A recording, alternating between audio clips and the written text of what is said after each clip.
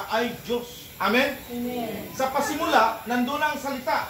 So yung salita pala sa Genesis chapter 1 na nagsasabing, in the beginning, God created the heavens and the earth. Yung palang nagsasalitang, let there be light. Amen? Amen. Magkaroon ng liwanag, magkaroon ng liwanag. Amen?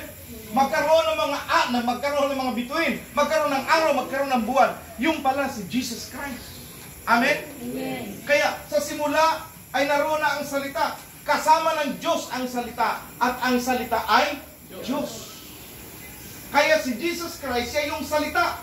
At siya yung Diyos. Amen? Amen. Siya yung nagsasalita na magkaroon ng liwanag, maghiwalay ang dagat at ang lupa maghiwalay. Kasi nung unang panahon po, mga kapatid, buo po ang daigdig na ito, buo, nakalubog ang planetang ito sa tubig.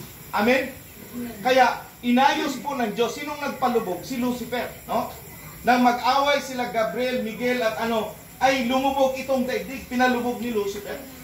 Kaya, nung inayos ng Diyos, ang daigdig nito, Genesis chapter 1 verse 2, nakalubog ang planetang ito sa tubig. Amen? Amen. Nandoon siya, pero nakalubog. Kaya ang Holy Spirit hindi makababa-baba. Dahil walang tao na tubig lang po.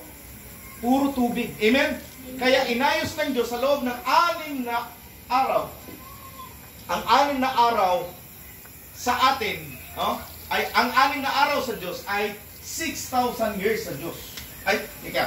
Ang 6 na araw sa Diyos, 6,000 years sa atin. Amen? Amen. Ang isang araw sa Diyos, 1,000 taon sa atin. Amen po ba? Ay 1,000 araw. 1,000 araw. Kaya nung gawin ng Diyos, ang daigdig na ito ay ilan libo? 1,000 araw. 1,000 taon po. 1,000 taon.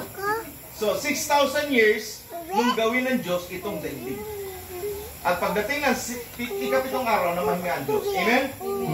At itinahin niya yung ikapitong araw para sambahin siya, luwalhatiin siya, palingkuran siya. Kaya mga kapatid, in the beginning, kaya may Diyos talaga na lumikha.